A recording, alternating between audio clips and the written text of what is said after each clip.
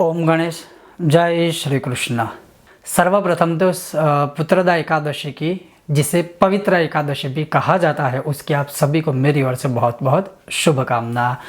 आज मैं आपको सुनाने वाला हूँ पुत्रदा एकादशी की व्रत कथा, जो भगवान श्री कृष्ण ने युधिष्ठिर को सुनाई थी वही। और भगवान स्वयं इस कथा के अंत में कहते हैं कि जो कोई मनुष्य इस कथा को पढ़ता है या इस कथा का श्रवण करता है, उसे अश्वमेघ यज्ञ के जितना फल प्राप्त होता है। यह भगवान कृष्ण का स्वयं कथन है। उसके साथ ही मैं आज आपको श्रवण करवाने वाला हूं कि अगर इस व्रत को आप करते हो एकादशी को, तो इस व्रत को कैसे करना चाहिए, क्या खा सकते हैं और क्या नहीं खाना चाहिए। तो चलिए शुरू करते हैं। अगर आपको आज का यह विषय वीडियो पसंद आए तो लाइक कीजिएगा, शेयर कीजिएगा, चैनल पर नए हो तो सब्सक्राइब करके घंटी का आइकन अवश्य दबाइएगा। सर्वप्रथम इस व्रत की विधि कैसे करनी चाहिए, तो जैसे भगवान कृष्ण ने ही एकादशियों के व्रत कथा के विषय में, महात्म्य में युधिष्ठिर जी को सुनाया था कि अगर आप एकादशी का व्रत करते हो, या हम बात करें पुत्रदा एकादशी की, तो दशमी से ही इसका आरंभ हो जाता है। कैसे? तो दशमी के दिन अर्थात अगले दिन आपको हविष्यान्न करना है। और हविष्यान्न का मतलब यह है कि सात्विक खाना आपको खाना है, बहुत भारी कोई खाना नहीं खाना है, या एक प्रकार से कहे तो तला हुआ है, क्रोध आए ऐसा कोई भी खाना नहीं खाना है। केवल एकदम जो बिल्कुल हल्का फुल्का खाना हो, सिर्फ वैसा खाना है। रात्रि में हो सके तो भूमि शयन अवश्य करना है, भगवान हरि का स्मरण करना है दशमी की रात्रि को। प्रातः काल दूसरे दिन जब एकादशी का आरंभ होता है, तो एकादशी में नित्य जैसे आप स्नान आदि करते हो, वैसे तो इसमें उस समय के अनुसार भगवान ने स्नान आदि बताया है कि शरीर पर मिट्टी रगड़नी है, या गौ माता का जो गोबर है वो लगाना है, गौमूत्र आदि, या पंचगव्य से स्नान करना है, इन शॉर्ट में अगर कहूँ। लेकिन आज के समय में तो कोई बात नहीं, देश काल अनुसार ही है, क्योंकि उस जमाने में भगवान ने ये कहा था कि वो सारी चीज़ें शरीर पर मर्दन करके फिर नदी में आपको स्नान करना है। तो अभी तो हम घर में अगर स्नान करते हैं देश काल अनुसार, तो गंगा आदि तीर्थों का स्मरण कीजिए जब भी आप स्नान करते हो सुबह तब। उसके बाद आपका जो नित्य दैनिक पूजा पाठ है वो पहले संपूर्ण पूर्ण कर लीजिए। उसके पश्चात एकादशी जब आप व्रत धारण करते हो, खास करके इस पुत्रदा एकादशी को कामना विशेष हेतु, जैसे किसी को पुत्र की प्राप्ति करनी है, तो उन्हें क्या करना है कि भगवान विष्णु के सामने, या विष्णु भगवान का कोई भी स्वरूप हो, शालिग्राम भगवान हो, कृष्ण भगवान हो, राम भगवान हो, या कोई भी स्वरूप है, उनके सामने तल के तेल का एक दीपक प्रज्वलित कीजिए, या फिर गौ माता के घी का एक दीपक प्रज्वलित कीजिए। और फिर भगवान विष्णु को आपको प्रार्थना करनी है कि हे भगवान, मुझे पुत्र प्राप्त हो, इसलिए यह व्रत मैं कर रहा हूँ या कर रही हूँ। अगर कोई कामना नहीं है, कोई और कामना है, तो उस कामना को बोल के फिर भगवान से प्रार्थना करके संकल्प कीजिए। संकल्प करने के बाद मान लीजिए आपके पास समय है तो विष्णु सहस्त्र का एक पाठ कर लीजिए। उसी प्रकार से अगर वो नहीं कर सकते हो तो ओम नमो भगवते वासुदेवाय की माला कीजिए, या ओम नमो नारायणाय की माला कीजिए, या पाठ कीजिए, या एटलीस्ट आप श्रवण कीजिए। दीपदान कर लिया, यह स्तोत्र या माला कर ली, या पाठ श्रवण कर लिया। उसके बाद पूरा दिन जितना हो सके उतना मौन धारण कीजिए। हाँ, आप अगर जॉब करते हैं, बोलने की फील्ड है, वो एक अलग बात है, लेकिन बिन मतलब का कुछ भी बोलने से बचिए, ताकि कोई वाद विवाद ना हो और क्रोध ना आए, और किसी भी प्रकार से यह व्रत खंडित ना हो। घर में कलह ना हो उसका भी ध्यान रखिए, क्लेश ना हो उसका ध्यान रखिए, और जहाँ तक हो सके एक प्रकार से पूरा सत्कर्म ही कीजिए। अब ऐसे पूरा दिन निकालिए। उसके पश्चात रात्रि में भगवान विष्णु को फिर से दीपदान कीजिए। संभव है तो संध्या काल के पश्चात, अर्थात जब सूर्य अस्त हो जाए उसके पश्चात दीपदान करके भगवान विष्णु के सामने फिर से संभव है तो विष्णु सहस्त्र या जो भी आप चाहे उस मंत्र का जाप आदि कर लीजिए। अब ये कर लेने के बाद रात्रि में जागरण का बहुत महत्व है। मैंने अभी जस्ट थोड़े दिन पहले ही वीडियो अपलोड किया है, स्कंद पुराण में भगवान विष्णु ने ही ये सारी चीज़ें, भगवान शंकर ने कार्तिक जी को इसका महात्म्य सुनाया था, वो मैंने वीडियो भी अपलोड किया था कि जो कोई मनुष्य जागरण करता है एकादशी में, उसका फल निरूपण इतना बड़ा है, उसमें कोई संदेह या शंका जैसी कोई बात ही नहीं है। तो जागरण जितनी हो सके कोशिश कीजिए। अब ये हो गया पूरे व्रत की विधि। दूसरे दिन द्वादशी में जब आप उठते हो तो आपने जो एकादशी में नहीं खाया है, हालांकि वो भी मैं आपको बताऊंगा बाद में क्या खाना क्या नहीं खाना, लेकिन एकादशी में आपने जो नहीं खाना खाया है, द्वादशी में उठकर नित्य जैसे स्नान आदि करते हो वैसे ही करके भगवान विष्णु के सामने प्रार्थना करनी है और बोलना है कि मैंने कल अर्थात एकादशी में मुझसे जैसे भी हो पाया है मैंने वैसा व्रत किया है। जो भी व्रत है, उपवास था या मंत्र जाप या स्तोत्र पाठ है, हे नारायण आप स्वीकार कीजिए और मेरी मनोकामना पूर्ण कीजिएगा, और अगर मुझसे कोई गलती हुई है तो हमें क्षमा कीजिएगा। बस ऐसे बोल के वह व्रत पूर्ण करना है। और उसके पश्चात आपने जो एकादशी में अन्न का त्याग किया था वही अन्न या फिर अपनी शक्ति के अनुसार जो भी अन्नदान आप चाहे वो किसी ब्रह्मदेव को आप दान कर लीजिए या किसी मंदिर में आप दान कर सकते हो। उसके अतिरिक्त किसी गरीब या ज़रूरतमंद को भी आप दान कर सकते हो। अब बात रही एकादशी में खाने की, तो एकादशी में अन्न को सदैव त्यागना ही चाहिए। हाँ, अगर आप अस्वस्थ हो, महिलाएं गर्भवती है, छोटे बच्चे हैं, उनको कोई नियम लागू नहीं होते हैं। अन्यथा जो कोई भी एकादशी का व्रत करता है स्वस्थ रहकर या स्वस्थ रूप से, उन्हें पूरा दिन केवल फलों का आहार अर्थात फलाहार ही करना है। फिर भी कोई अगर ऐसी अवस्था है तो एक समय अन्न का आहार कर सकते हैं और एक समय फलाहार कर सकते हैं और अन्न के आहार में भी सात्विक आहार ही लेना है, ये सदैव याद रखिएगा। इस प्रकार से यह व्रत विधि पूर्ण होती है। लेकिन उसके पश्चात जब एकादशी का व्रत आप करते हो तो मानिए शाम के समय या सुबह किसी भी समय ये जो कथा भी मैं आपको श्रवण कराऊंगा वो कथा अवश्य श्रवण कीजिए, क्योंकि कथा हमेशा व्यथा को दूर करती है। और व्यथा माने चिंता, व्यथा माने दुख, व्यथा माने मन में चल रहे जो बुरे विचार है वह, तो कथा अवश्य सुननी चाहिए।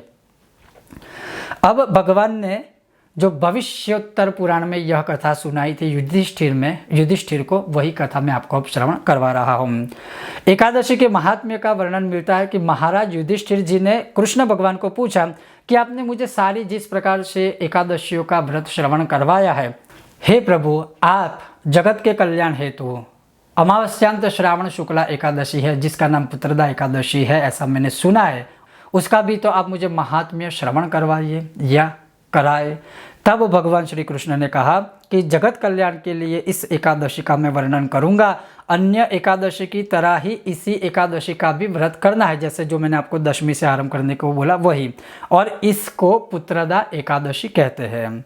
सब पापों का हरण करने वाली यह सर्वोत्तम तिथि है। कामना तथा सिद्धि को पूर्ण करने वाले भगवान इस तिथि के अधिदेवता है। पूरे त्रिलोक में यह सबसे उत्तम तिथि है। भगवान कृष्ण कहते हैं कि हे पांडुपुत्र युधिष्ठिर, श्रावण शुक्ला एकादशी का नाम पुत्रदा एकादशी है। पुत्र प्राप्ति हेतु या संतान प्राप्ति हेतु इस एकादशी को अवश्य करना चाहिए और उसके करने से वाजपेयी सहित अश्वमेघ यज्ञ का फल प्राप्त होता है।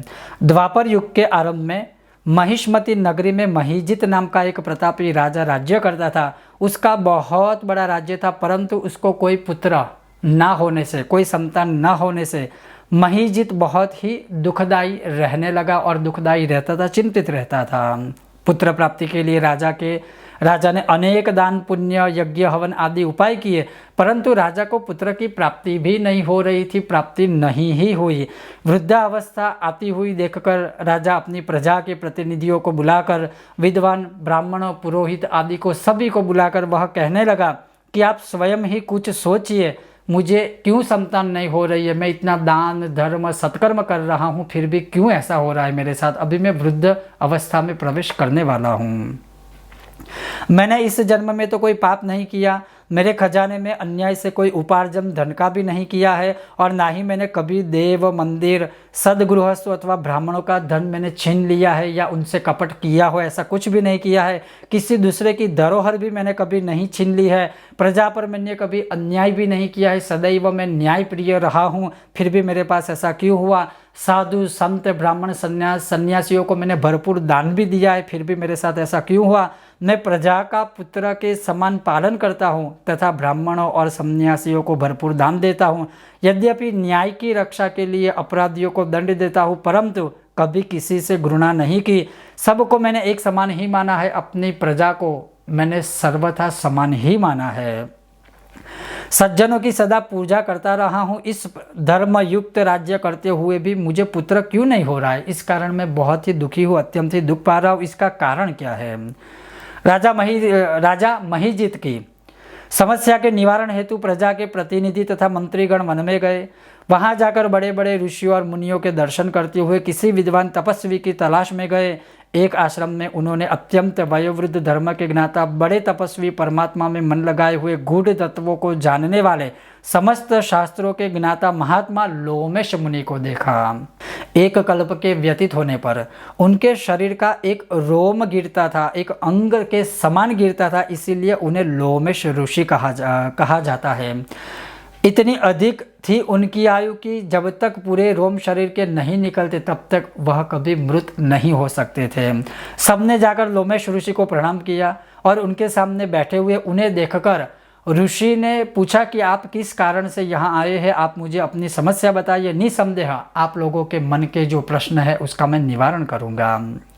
ऐसे वचन सुनकर सब लोग बोले कि हे महर्षि, यद्यपि आप हमारी बात जानने में ब्रह्मा से भी अधिक समर्थ है, मगर फिर भी हम अपनी व्यथा कहते हैं कि महिष्मतिपुरी का धर्मात्मा राजा महीजित प्रजा का पुत्र के समान पालन करता है।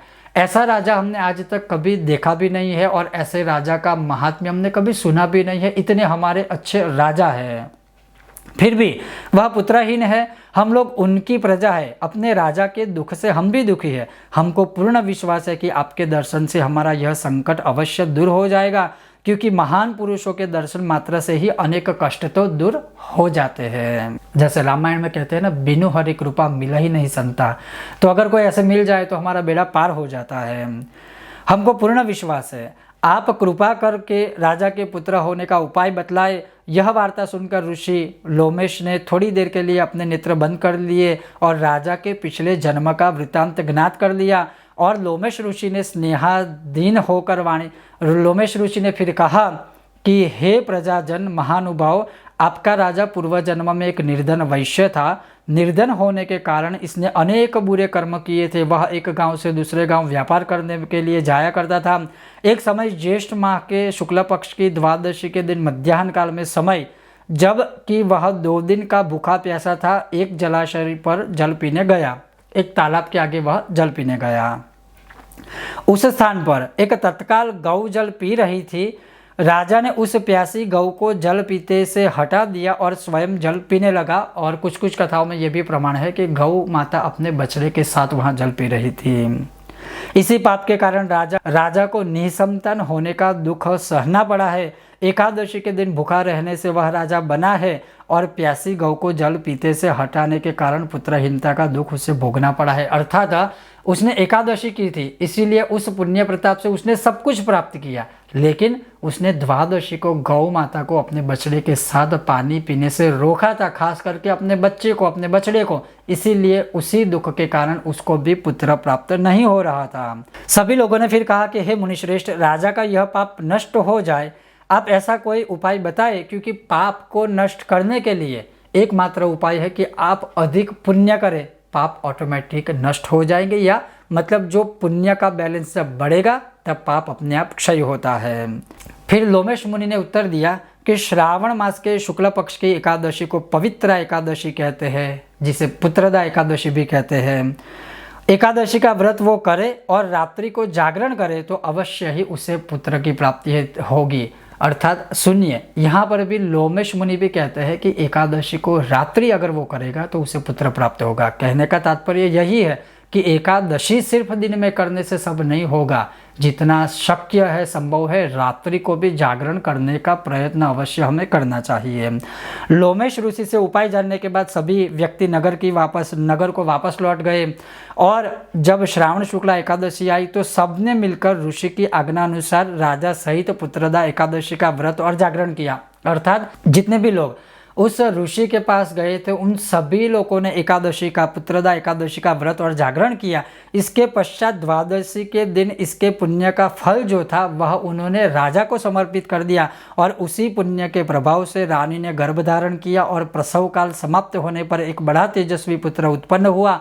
अंत में फिर भगवान श्री कृष्ण कहते हैं कि हे राजन, इस श्रावण शुक्ला एकादशी का नाम पुत्रदा एकादशी वहीं से हुआ है, पहले इसका नाम पवित्रा एकादशी था। तो पुत्रदा एकादशी इसीलिए हुआ है, अतः संतान सुख की इच्छा रखने वाले इस व्रत को अवश्य करें। इसके महात्म्य को सुनने से भी मनुष्य सब पापों से मुक्त हो जाता है और इस लोक में संतान सुख भोग कर परलोक में स्वर्ग लोक को प्राप्त करता है। और इस कथा को पढ़ने वाला, इस कथा को सुनने वाला, इस कथा को आचरण करने वाला अश्वमेघ और वाजपेयी यज्ञ का फल प्राप्त करता है। तो ये थी एकादशी की व्रत विधि। एकादशी कब है, पुत्रदा, और एकादशी का व्रत करने से क्या फल मिलता है, और एकादशी की व्रत कथा जो श्री कृष्ण भगवान ने स्वयं राजा युधिष्ठिर जी को सुनाई थी। ये था आज का विषय और वीडियो। आपको यह विषय वीडियो कैसा लगा मुझे अवश्य बताइएगा, और अगर आपको यह विषय वीडियो पसंद आया हो तो लाइक कीजिए, शेयर कीजिए, चैनल पर नए हो सब्सक्राइब करके घंटी का आइकन अवश्य दबाएगा। बहुत जल्द मिलते हैं नए विषय और वीडियो के साथ। ओम गणेश, हर हर महादेव।